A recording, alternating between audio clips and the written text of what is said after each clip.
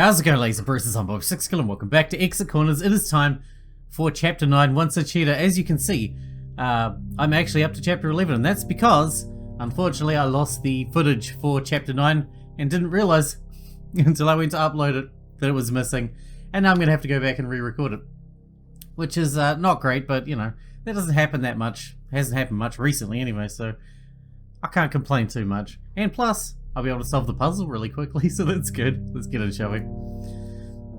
Except I already know what's going to happen, you know, but she'll be right. Once a cheater.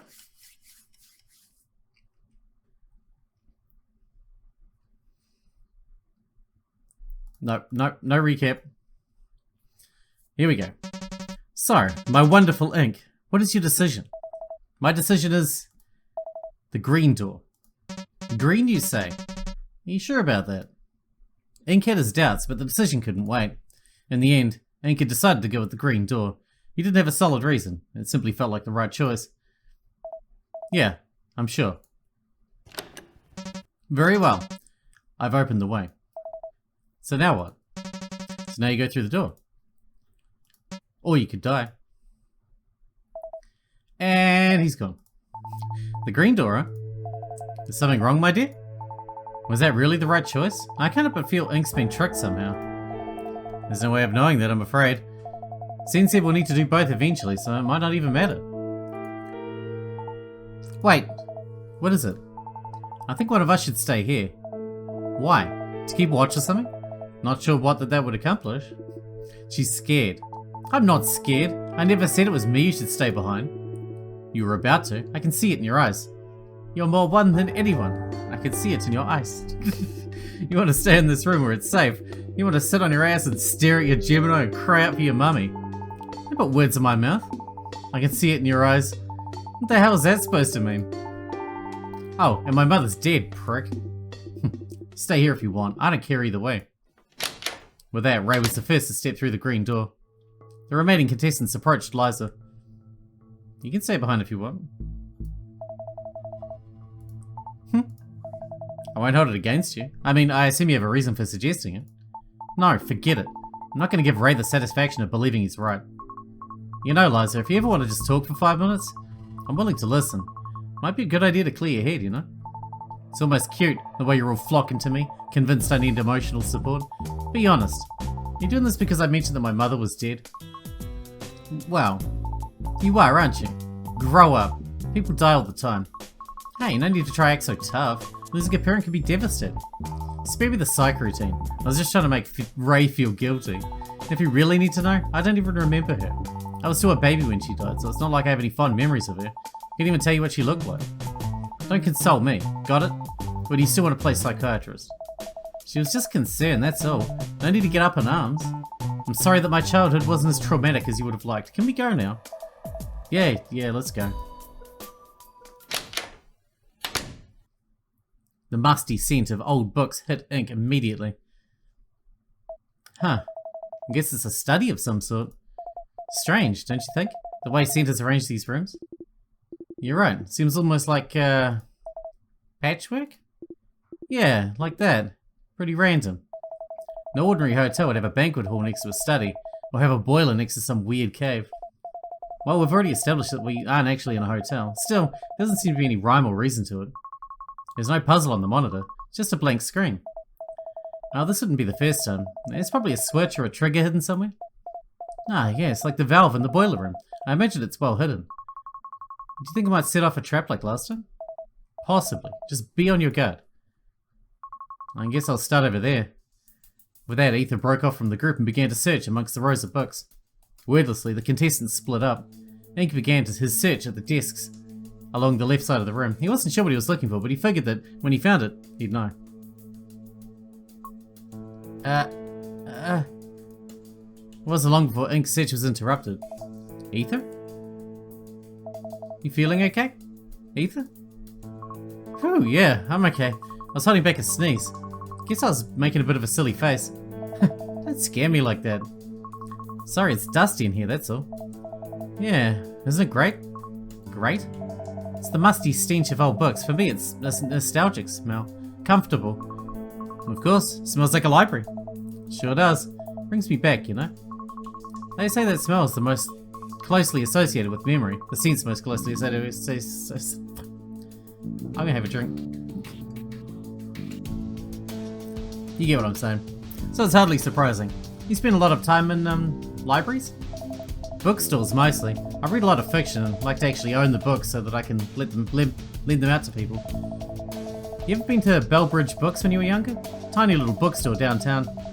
I'd visit that place every other weekday when I was in middle school. Can't say I have, I'm pretty new to the city. Oh yeah, of course. If you'd only arrived in Bellbridge at the start of this academic year, then there's no way that you've ever been there. Why, did it go out of business? Worse, the place burned down. And that was what, 3 years ago? Nobody ever found out how the fire started, but the prevailing theory was one of the lamps shorted overnight.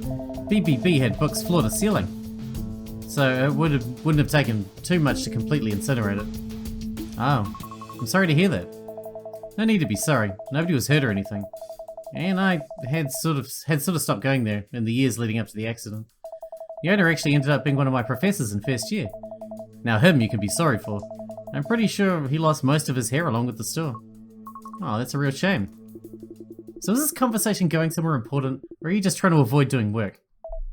My bad. I get a bit carried away, I guess. Yeah, well, you're being real noisy, pal. Sorry, we'll get back to searching right away, won't we, Ink? Yeah, back to searching. Ether and Ray continued rummaging around many files, and after a brief bout of listlessness, so did Ink. Ink searched high and low for something. Anything that seemed out of place. Minutes went by, but he couldn't even find a fraction of a hint. The other contestants didn't appear to be having any more luck than he was. Giving up already, Liza? It's useless. We don't even know what we're looking for. And so you think talking to your father is a bit of use of your time? Yes, frankly. Every single detail I provide will bring him one step closer to finding us. Can you tell us which parts of the room you've searched so that we don't end up looking in the same place twice? I didn't bother to search very thoroughly. Might as well just do the whole thing, whole side over again. I think we'd all appreciate it if you put in some real effort, Liza. I'll put in the work when we got a more meaningful job to do. We don't know for sure that Scent hid something in this room for us to find. You guys just decided that on your own. There's a good chance we're just wasting our time looking for something that doesn't exist, in which case, no, I won't be helping you. You want a more meaningful task? Then I'll give you one. How much room do you have in that bag of yours? Lots. Scent took most of my belongings. I think it would benefit us to carry around some paper and writing utensils. How would that help us? Don't you think some of the puzzles might be a bit easier if we could write down potential solutions? Would it? Certainly. I don't know about you, but I'm a very visual thinker. Writing helps me work out problems. Me too, I have puzzle solutions everywhere around here. Just from playing games and never cleaning my desk. I'm with Beth. I think it'd be a big help if we had a pen and paper on hand. You can't spell think without ink, after all. Ink thought he might have heard someone behind him chuckle, but their voice soon sank to an awkward silence. No? Nobody?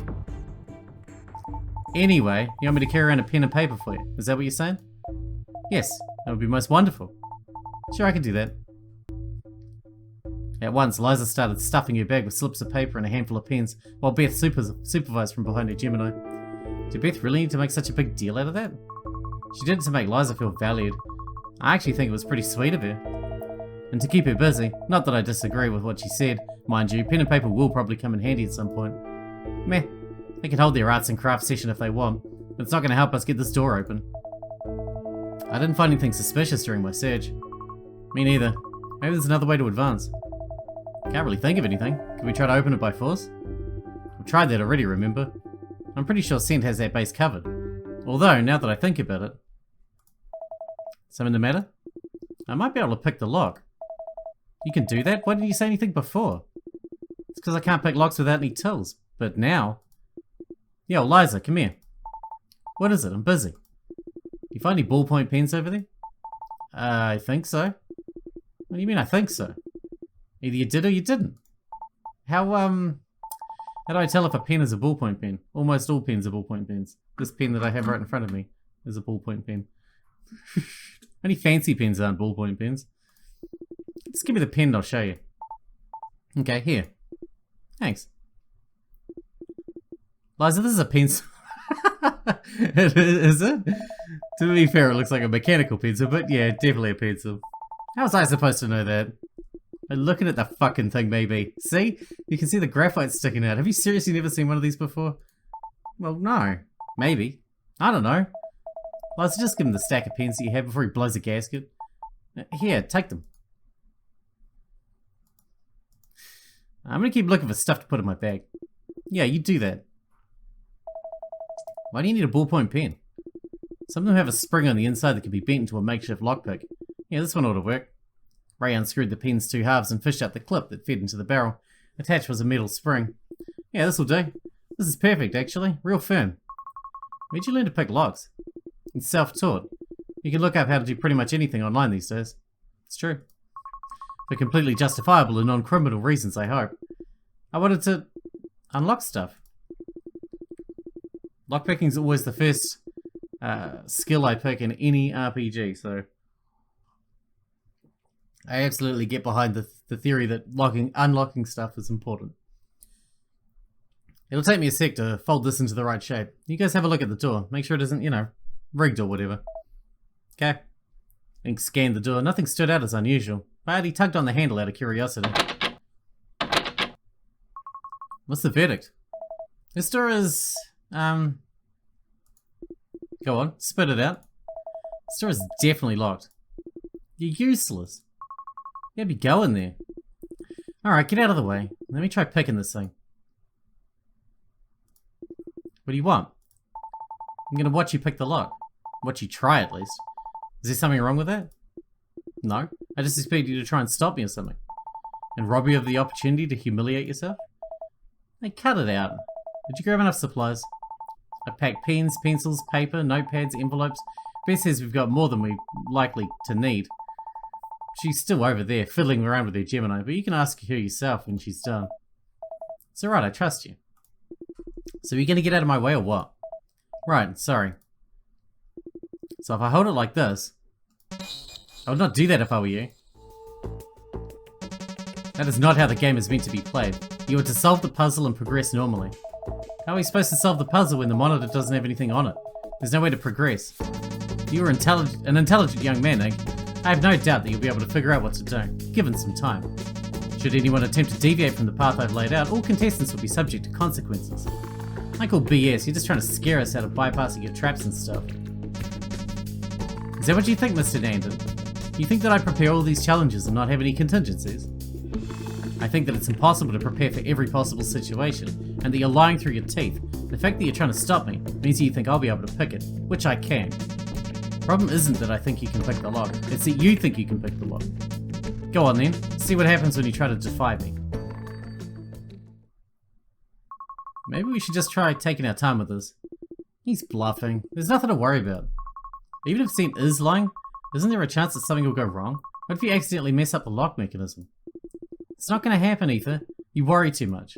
Listen, I'm just going to get started on it. If you got a problem with that, find another way to get this door open and maybe I'll listen to what you have to say.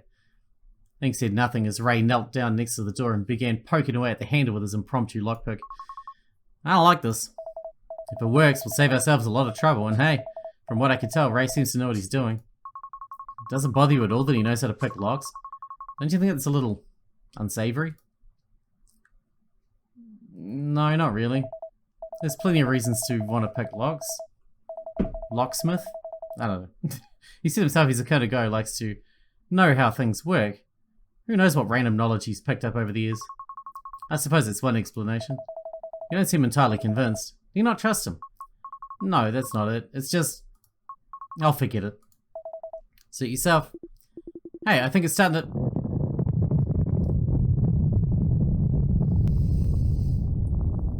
Ink found himself on the floor. The tremor, if that's what it could be called, had caught him off guard. He was unable to grab onto something before he stumbled and fell. When he was sure that the rumbling had stopped, he climbed back to his feet. In an eye blink, the room was a mess. What was that all about? Do you understand now? You were to solve the puzzle and progress normally. Fuck, I almost had it. Picking the lock is cheating, Ray. I abhor cheaters. So you make the ground shake a little bit? Terrifying. Do you think nothing has changed simply because you can't see the changes? If you see nothing, does nothing change? If you're trying to sound profound just now, I think you missed the mark. Did I now? Should I cater more to your sensibilities next time? Listen, are you going to tell us something useful or are you just going to antagonize us? Very well then. I'll be as direct as I can with my message. If any contestant cheats, every contestant will suffer a loss. You go so far as killing us for not playing the game exactly the way you want? Don't be silly, I'd kill you for much less. It does leave a bad taste in my mouth, I will admit. Having to impose this limitation partway through exit corners is in rather bad taste. Since this is the first time this issue has arisen, allow me to explain how this is going to work. As I'm sure you remember, I have carefully placed explosives near this building's foundations. The way I have it set up, I would need to destroy 4 specific points in order to cause the hotel to collapse. Not a moment ago, I set off the first of the 4. Every time I catch any contestant trying to cheat, I will detonate another. On the 3rd detonation, the hotel might collapse. On the 4th, it most assuredly will. What constitutes cheating? How are we supposed to know what we can and can't do? If I instruct a contestant to do something, they should do it. If I forbid a contestant from doing something, they should avoid doing it. That ought to ensure everything works out. How's that for emergent gameplay? But that's not fair at all. Now that's not even interesting. You might as well just ask us to commit suicide, since you could just kill us if we disobey you. I wouldn't dream of it, Ink. I'm sorry this new dynamic is not as compelling as you'd have liked. Making things up on the fly is not my forte. However, ensuring the game proceeds smoothly is my highest priority. In the interest of fairness, I'll activate this room's puzzle for you. Though it is a different puzzle than what was originally scheduled, I ask that you still try your hardest to solve it. Well, that fucking sucks. I was so close too. You ain't gonna try again, are you? I want to, but if it's just gonna blow up another one of the foundations, then what's the point? At least the puzzle's online now. Is everyone ready? Ready as I'll ever be. Yes, I'm here. Beth, is something wrong? Let's worry about the puzzle for the time being. Well, okay.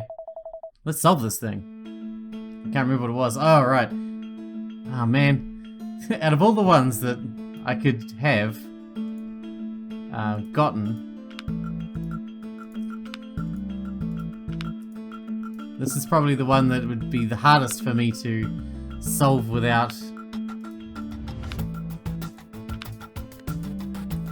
Like, I can't just copy what I did last time. You know what I mean?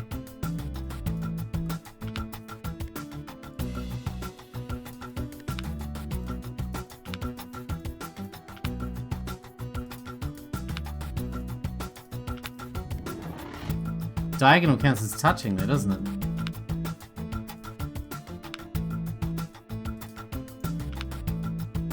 How did we do this last time? I swear I did this last time. Without too much trouble. No tiles of the same color may touch. Diagonals count as touching. See, I've already done this puzzle. And now I'm struggling with it. I don't like that. Oh, there we go. That's good, right? Okay, good. I swear that took longer than the first time. There we go. This should be it. Yeah, door's unlocked. No reason to stick around any longer than we need to. Come on.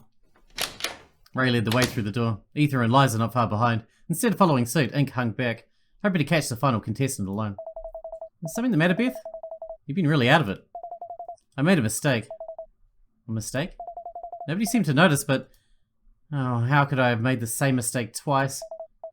Come on now, what could you have possibly done wrong? When the ground shook a few minutes ago, it startled me. I froze. Yeah, it startled me too. Fell right on my ass. Nothing wrong with that. Yes, but I was messaging Earl at the time and... Beth removed something from her pocket and held it in her outstretched hands. She cradled the debris with delicacy, as if that would somehow repair it. Is that your Gemini? How'd it get smashed like that? I dropped it. How else would this have happened? Well, they're not very durable, are they? I never imagined them to be. Oh, how could I have been so careless? That really sucks, Beth. I'm sorry that happened. You got nothing to be sorry for, Ink. I'm the one who dropped it, and now I'm the one who has to pay the price. Who knows what these things are for anyway? We might not even need them. I don't need them. I need it. You hardly need it, Beth. It was mostly just distracting you from the puzzles. What I need is my son, Ink. That was the only way I could talk to him. You can talk to him again once you're out of here. Hell, I'll help you pick out a new phone if you want. It's very sweet of you, Ink, but I'm afraid that won't be of any help. We'll write him a letter then. There's more to you. That's more your style, right? That's not quite it, Ink. I can't get in touch with Earl through normal means. My son, you see, he's dead.